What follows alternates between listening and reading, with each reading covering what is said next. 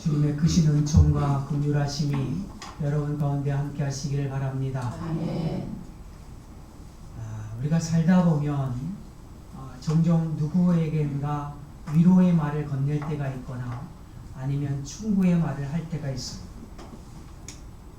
그런데 이 충고라고 하는 것, 또 위로라고 하는 이 말이 우리가 쉽게 우리가 충고할 수 있고 조언할 수 있지만 정작 충고한 자신이 어려움을 당하게 되면 견디기 힘들어하는 게 인생인 것 같아요. 병들어서 힘들어하는 사람에게 염려하지 마십시오. 하나님께서 다 고쳐주실 줄로 믿습니다. 이렇게 얘기하는 건 쉬워요. 그런데 막상 내가 아프면 그런 소리가 귀에 들려오지 않는 거예요. 어떤 목사님이 그런 얘기를 해요. 이제 아주 작은 병이지만 초기였지만 암에 걸려서 수술하고 입원해 있는데 문병을 오시는 분들마다 그래도 목사님은 믿음이 있으시니까 잘 이겨내실 거예요. 이렇게 계속 얘기하더래요. 처음에는 믿음으로 아멘 그러면서 받아들였는데 너도 한번 아파봐. 이런 마음이 속에서 막 들더라는 거예요. 이게 보통의 모습일 수 있어요. 살다가 경제적인 어려움이 오거나 아니면 사업의 위험이 오거나 아니면 부부 사이에 위험이 다가올 때에 그때 우리가 어떻게 그런 위기들을 극복할 수 있을까? 우리가 고통 중에 있을 때 하나님의 은혜는 과연 어떻게 진행되고 있을까? 이런 궁금함이 때론 있지요. 본문은 우리가 일상적으로 누구나 이제 예외 없이 당할 수 있는 그 어려움이 다가왔을 때 우리가 그 어려움들을 이제 어떻게 극복하고 제기할 수 있는지, 하나님의 위로가 우리의 인생 중에 어떻게 임하시는지를 보여주는 말씀이에요. 그 회복에 있어서 아주 중요한 단어가 2절과 4절과 7절과 9절에서 반복적으로 나오는 단어가 하나 있는데 바로 매복하라 이런 뜻이에요.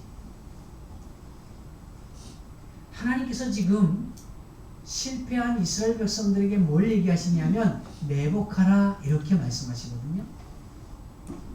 지금 백성들이 어떤 상태냐면 아이성 전투에서 패배한 후에 처참히 무너져 있는 상태예요. 아주 견고한 성인 여리고성을 아무 힘도 들이지 않고 말씀대로 순종해서 쉽게 함락했어요.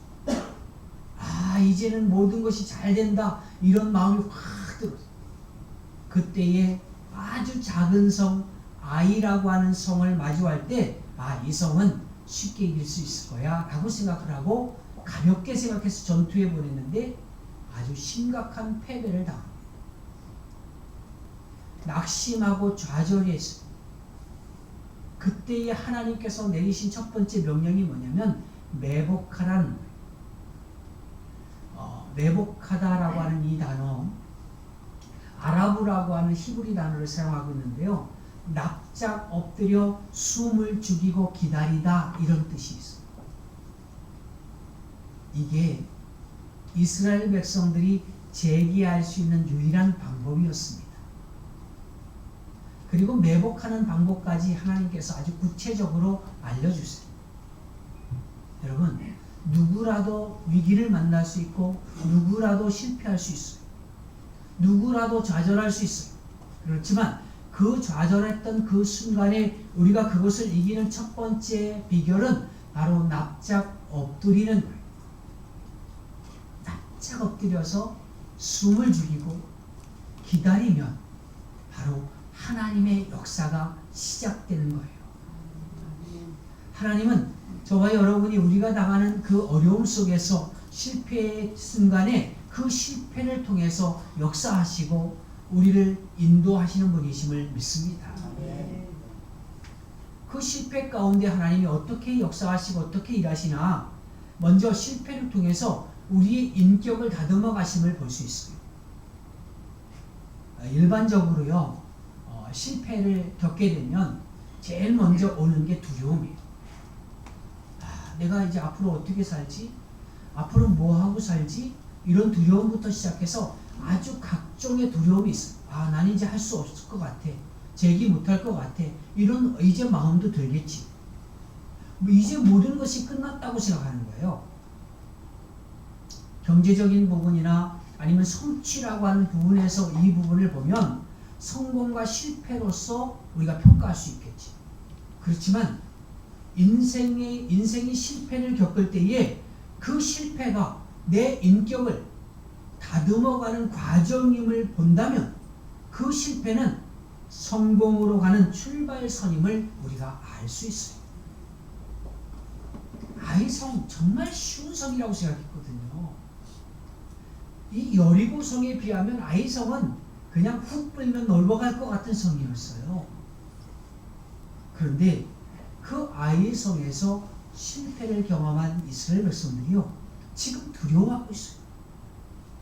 무엇 때문에 두려워하고 있느냐?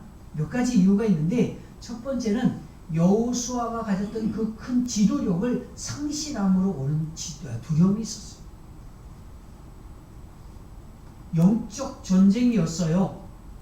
아이성 전투를 영적으로 기도하며 하나님을 의지하며 이끌어갔어야 되는데, 교만한 마음 때문에 기도도 하지 않고 자기들 스스로 이길 거라고 생각하고 그냥 군사를 보냈다가 실패를 했어요. 자기 마음대로 군사 2-3천 명만 데리고 올라갔다 처절한 실패를 경험한 건데, 결국 이 지도력의 실패가 이스라엘 백성들 가운데 두려움으로 다가오는 거예요. 두 번째의 두려움은 이웃과의 신뢰가 깨졌기 때문에 오는 두려움이 있어요. 공동체라고 하는 건요, 나만 잘 돼서 되는 게 아니에요. 아이들이 중고등학교 시절을 제가 기억하는 건 뭐냐면, 팀별로 과제를 많이 주더라고요. 그래서 이제 한 반에서 팀별로 묶어서 내가 원하는 사람만 하는 게 아니라 이제 원하지 않는 아이들도 있는데, 그 팀원들 중에서 모두가 함께 하지 않으면 안 되게 만들어요. 그리고 나만 잘한다고 해서 점수를 잘 받는 게 아니더라고요. 누군가가 그 과제를 한 사람이라도 잘못하면 팀원 전체가 점수를 잘 받지를 못해요. 공동체는 결국 나만 잘해서 되는 게 아니에요. 함께 잘해야 되는데, 이 거룩한 전쟁을 이제 하는 데 있어서 어떤 한 사람이 탐욕을 이루기 위해서 물건을 취하지, 하나님께서 취하지 말라고 했던 그 물건을 취해버려요. 그것 때문에 이스라엘 전체가 징계를 받고, 결국 이웃과의 관계, 신뢰가 깨어져서 거기서부터 두려움이 시작돼요.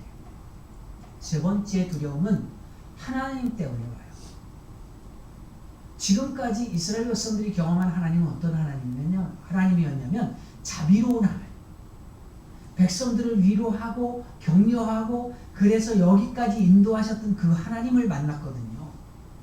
그런데 죄에 대해서 처절하게 징벌하시는 하나님을 만나기 시작합니다. 이번에도 그냥 대충 덮어주고 넘어갈 줄 알았는데, 옛날에 있던 죄까지 다 들추어내서 심판하시는 걸 보니까 두려운 마음이 오기 시작해요. 그리고 네 번째 두려움은 12,000명밖에 안 되는 이제 아이성 전투에서 패했는데, 그보다 더 센 가나안의 7 족속과 싸울 걸 생각하니까 두려움이 와요. 무섭고 두렵지. 한번 실패를 한 사람은요, 두려움의 조건이 이렇게 많아지는 거예요. 이것 때문에 안 되고 저것 때문에 할 수 없고 이런 것들이 너무 많아져요. 지금 이스라엘이 이렇게 이러지도 못하고 저러지도 못하는 그 상황 가운데서 완전히 절망하고 있을 때에 하나님께서 그들에게 하신 말씀이 뭐냐면, 1절에 보니까 놀라지 말라, 두려워하지 말라 이렇게 말씀하세요. 왜 이렇게 말씀하셨을까요? 분명히 두려워할 수밖에 없는 상황인데 두려워하지 말라고 왜 말씀하실까? 이렇게 말씀하신 이유는 뭐냐면 실패 가운데서 하나님께서 새로운 일을 시작하셨기 때문에 그래요. 어떤 일이냐면 그들이 가졌던 교만한 마음을 꺾으면서 일을 시작한 거예요. 그들에게 있었던 넘치는 자신감을 하나님께서 꺾으시고 하나님 없이는 안 된다는 새로운 출발선에 그들을 세우시는 거예요. 이것이 하나님을 아는 지혜예요. 하나님을 아는 것이 지혜의 근본이다. 우리 잠언서를 통해서 우리가 많이 보는데 하나님을 안다는 게 뭐예요? 하나님 앞에 나를 세워서 나는 하나님 없이 설 수 없는 존재임을 고백할 수 있는 상태가 되는 걸 말이에요. 하나님만이 나의 주인이십니다. 주님이 없으면 내가 설 수 없고 살 수 없는 존재입니다. 이런 고백을 할 수밖에 없는 상태, 이것이 하나님을 아는 상태. 하나님의 이름을 수십 가지 이름을 잘 알고 하나님은 어떻게 역사하시는지를 잘 아는 게 다가 아니에요. 하나님은 전능하신 분이구나. 하나님은 지금도 살아계시구나. 그 하나님을 경외하지 않으면 내가 두렵고 떨림으로 하나님 앞에 서지 않으면 안 되겠구나 라고 하는 것을 깨닫는 것, 그것이 신앙의 출발선이에요. 그래서 납작 엎드려서 회개할 수밖에 없는 상황으로 그들을 이끌어 가시는 거죠. 지금 완전히 실패한 이스라엘 백성들에게 하나님께서 여호수아를 통해서 주신 말씀이 뭐냐면 그를 처음 부르실 때 하셨던 말씀과 동일한 말씀을 주세요. 강하고 담대하라. 두려워하지 말며 놀라지 말. 여호수아서 1장 9절에서 여호수아를 지도자로 세우시고 두려워하는 그에게 주셨던 말씀을 지금 다시 하시는 거죠. 실패한 자리에서 또다시 두려워하지 말라, 놀라지 말라 이렇게 말씀하세요. 왜 그러셨을까요? 이게 하나님이 우리를 세우시는 방식이에요. 성경 몇 군데를 우리가 보면 예수님께서 예수님을 3번씩이나 부인했던 베드로에게 부활하신 후에 그에게 나타나셔서 3번씩이나 물으시죠. 네가 나를 사랑하느냐? 이 3번의 질문은 베드로에게 있어서 가혹한 질문이었어요. 3번 부인했던 그 상황을 계속해서 떠올리면서 예수님의 질문에 3번씩 대답한다는 거, 이건 고통이었습니다. 그런데 그 3번의 대답 가운데 내가 주님을 사랑하는 줄 주님께서 아십니다. 이런 고백을 베드로가 해요. 그리고 그를 처음의 고백 위에 그를 다시 세우시고, 여러분의 삶 가운데 그리고 관계에도 신앙에도 문제가 생길 때가 있어요. 문제가 없을 수는 없거든요. 여러분 삶 가운데 문제가 있을 뿐만 아니라 관계 속에서, 사람들과의 관계 속에서도 문제가 생길 수 있고요. 신앙적인 상태에도 문제가 생길 수 있어요. 예외이지 않아요. 근데 문제가 생기면 제일 먼저 처음으로 돌아가는 시간이 필요해요. 처음에 가졌던 그 겸손한 마음으로 돌아가서 처음에 주셨던 하나님의 말씀을 내가 붙드는 게 필요하다는 거예요. 하나님이 지금 왜 매복하라고 하실까요? 처음에 너희들이 가졌던 그 낮은 마음을 가지라는 거예요. 여리고성을 대할 때 두려운 마음으로 하나님 앞에 엎드려 기도하고 어떻게 하면 좋겠습니까? 물었던 그 마음을 가지라는 거예요. 하나님이 조금 잘 되게 해주시니까 마음이 교만해지고 마치 하나님이 없는 것처럼 살아요. 교회는 나와요.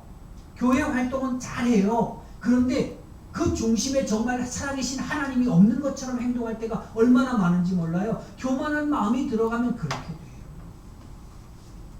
자기 힘으로 살려고 하는 거죠. 그때 하나님이 지금 뭘 얘기하냐면 정신 차려 이렇게 말씀하시는 거예요. 내가 너에게 베풀어주는 은혜 없으면 너는 아무것도 아니야. 이걸 지금 말씀하시는 거예요. 너희에게 실패라고 하는 것은 있을 수 없는 문제, 실패가 없는 일이 아니라 실패가 정상이라는 거예요. 실패는 너희 삶 가운데 반드시 올 수밖에 없다는 거예요. 너희가 원래 그런 존재라는 거예요. 우리는 그런 존재예요. 누구나 넘어질 수 있고 누구나 실패할 수 있는 거예요.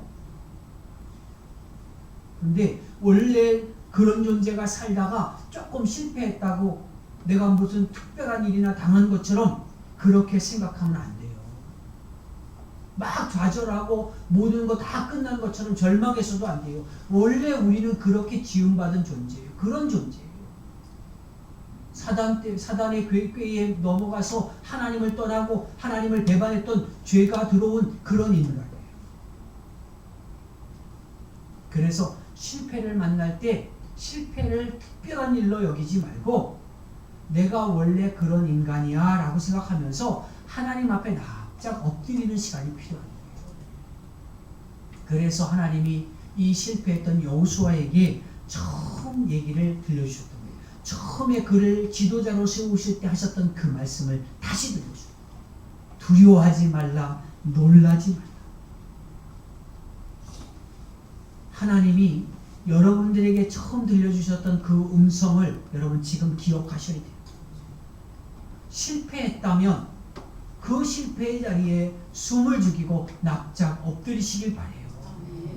그리고 엎드려 기다리면 하나님의 역사가 반드시 일어나기 시작합니다. 하나님은요, 이 실패를 통해서 우리의 인격을 다듬어 갔어요. 어려움 중에서 낮은 마음으로 겸손한 마음으로 하나님 앞에 다시 서는 귀한 시간들이 되어지길 바랍니다.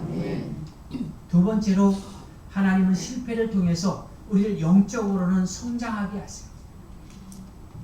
1절 중반절에 보면 하나님이 또 하나의 명령을 내리는데 군사를 다 거느리고 일어나서 아이로 올라가라 이렇게 말씀하세요. 군사를 다 거느리고 일어나 아이로 올라가라.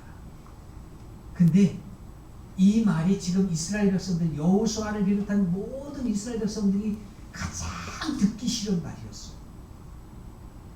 여러분, 공한증이라고 들어보셨나요?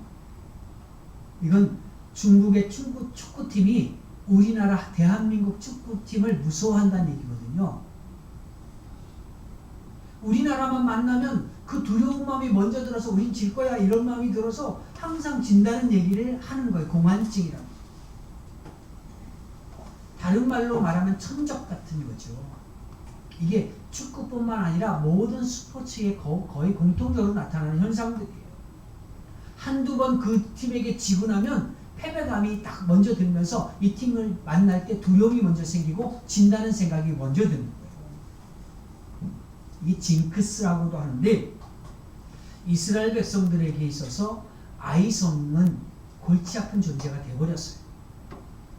한 번의 패배가 그들의 마음속에 이런 두려운 마음을 갖게 했어요. 솔직하게 말하면 그 아이성은 좀 돌아가고 싶었어. 그냥 냅두고 딴 성에 가고 싶었어. 이미 38년 전에 가데스 바네아에서 그들이 돌아간 적 있잖아요. 정탐꾼을 보내서 정탐했고 돌아왔다가 믿음 없는 말을 막 쏟아냈고 원망하고 불평하다가 하나님께서 그들의 걸음을 되돌리셨잖아요. 40년 동안 돌아가게 하셨죠. 그런데 지금 또다시 돌아가고 싶은 마음이 생긴 거예요. 이곳은 돌아가서는 안 되는 곳이거든요.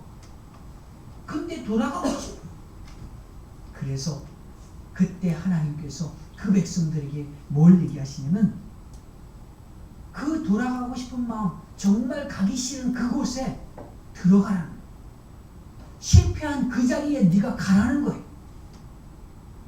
실패한 현장을 지금 승리의 현장으로 다시 바꿔주고자 하는 하나님의 계획 가운데 그렇게 말씀하시는 거거든요. 여러분, 실패 두려워할 게 아니에요. 실패는 누구나 할 수 있어요. 하나님은 내 실패를 통해서 나를 새롭게 세워가실 줄로 믿습니다. 아멘. 사실 실패가 없는 사람은 새로운 역사도 만들지 못해요. 실패해야 거기서 하나님의 뜻도 발견할 수 있고 하나님의 역사도 경험하는 거예요. 하나님의 일하심, 하나님의 살아계심을 경험하기 위해서는 우리가 실패한 자리, 그 자리로 돌아가요. 모세가 애굽의 왕자로 있을 때에 애굽 사람을 죽이고 미디안 광야로 도망가지. 거기서 40년 동안 양을 치면서 목동 생활을 해. 그런데 80살이 됐을 때 하나님께서 그를 부르셔서 만나셔서 뭐라고 얘기하냐면 애굽으로 돌아가래. 실패했던 그 자리로 들어가라는 거예요. 왕자로 있을 때 권력을 가지고 있을 때도 실패했던 그 자리에, 그런데 그 자리로 들어가라고요? 나이 40세의 젊은 나이에도 실패했던 그 자리예요. 그런데 그 자리로 다시 들어가라고요? 말도 안 되는 소리였죠. 그런데 하나님은 뭐라고 얘기냐면 내 능력이란 내 힘이 아니야. 내 은혜와 내 능력으로 출애굽의 기적을 일으키겠다, 이렇게 말씀하시는 거예요. 그래서 그 실패의 현장을 하나님의 일하심과 하나님의 역사하심의 현장으로 바꿔주시겠다는 계획 가운데 그를 보내시는 거예요.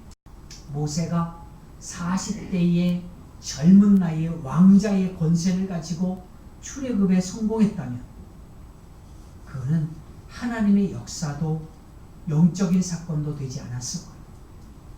그러나 그가 완전한 실패의 자리에 다시 들어가서 그곳에서 하나님의 역사를 경험했습니다. 그제서야 비로소 자신의 삶이 하나님의 계획 속에 있는 거룩한 삶이라고 하는 것을 깨닫기 시작합니다. 여러분도 실패한 사람이 있을 거예요. 그게 꼭 망해서의 실패의 자리가 아니에요.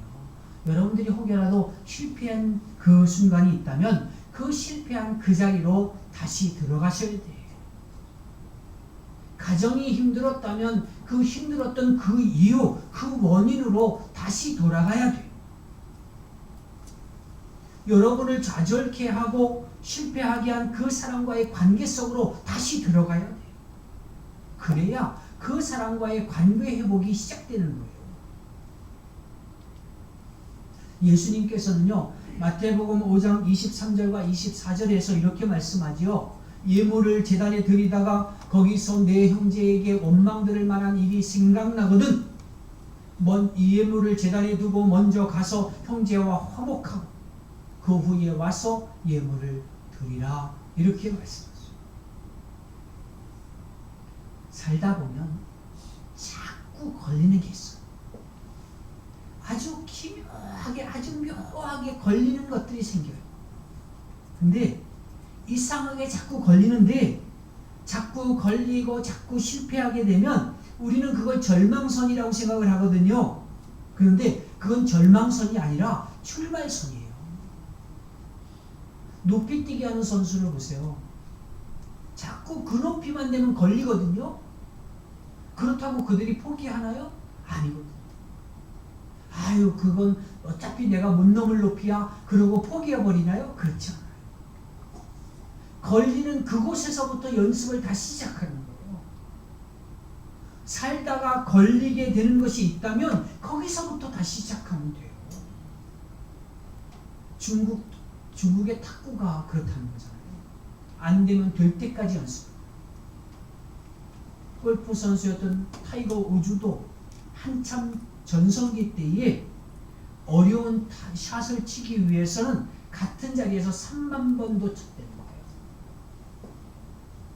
이승엽 선수는 일본에서 활동할 때에 홈런을 치고 숙소로 돌아오면 반드시 숙소에 들어와서 타이어를 치는 연습을 다른 때보다 더 많이 했다.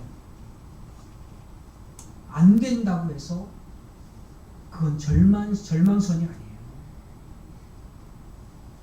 오늘 이제 포기할 수 없는 그 절망 같은 선은 우리에게 있어서는, 신앙인에게 있어서는 희망의 선, 출발선이에요. 실제는 이제 영적 성장의 출발선이 되는 거예요. 하나님께서 여호수아에게 모든 군사를 거느리고 올라가라 이렇게 말씀하죠. 마지막으로 하나님을 한 번 더 의지해서 도전하라는 거예요. 누가복음 5장에 보면 베드로가 물고기를 잡는 장면이 나와요. 밤새도록 수고했지만 물고기 한 마리도 잡지 못했다고 성경은 말해요. 그런데 지쳐있는 베드로에게 오셔서 주님이 말씀하세요. 깊은 데로 가서 그물을 내려라. 베드로는요, 그물 내리고 싶지 않았어요. 그만하고 싶었어요. 왜냐하면 밤새껏 실패했던 자리인데 거기를 또 들어가고 싶겠어요? 희망이 없는 자리인데 내가 얼마나 실패했는가를 다시 보여주는 그 자리인데 거기에 내가 들어가라고 한다고 들어가겠어요? 그런데 그 모든 것을 뒤로하고 들어갔더니 그물이 찢어질 정도로 물고기가 잡혔다는 거잖아요. 지난밤의 실패가 그저 실패로 끝난 자리가 아니었어요. 그 안에 하나님의 섭리가 감추어져 있어요. 이것이 누가복음 5장에서 우리에게 주고자 하는 이제 메시지예요. 왜 밤새껏 한 마리도 안 잡혔을까?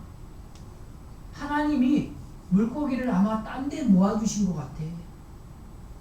왜 그렇게 하셨냐면 그가 실패를 해야 그를 불러서 사람을 낳는 어부로 삼으실 수 있거든요. 그를 영적인 제자로 예수 그리스도의 제자로 삼아서 하나님 나라의 복음을 이제 전하는 그런 일꾼으로 삼으시기 위한 하나님의 계획 가운데 하나였거든요. 1절 마지막에 보면 내가 아이 왕과 그의 백성과 그의 성읍과 그의 땅을 다 내 손에 넘겨주었다 그랬어요. 만약에 아이성에 2-3천 명만 올라가서 이겼더라면, 처음 싸움에서 이겼더라면, 그랬다면 이거는 영적인 사건이 안 됐을 거예요. 그냥 세상적인 힘으로 이긴 게 될 거예요. 근데 실패하고 나니까 하나님의 증거가 되기 시작해. 영적인 사건으로 바뀌어버려요. 하나님은요, 여러분이 힘든 거 다 아세요. 그런데 하나님의 계획 가운데 있다는 사실을 여러분 아셔야 돼요.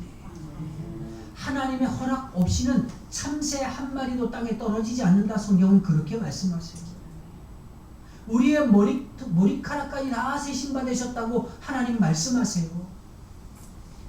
우리의 실패가, 여러분의 실패가 하나님의 뜻과 전혀 상관없이 진행되는 게 아니에요.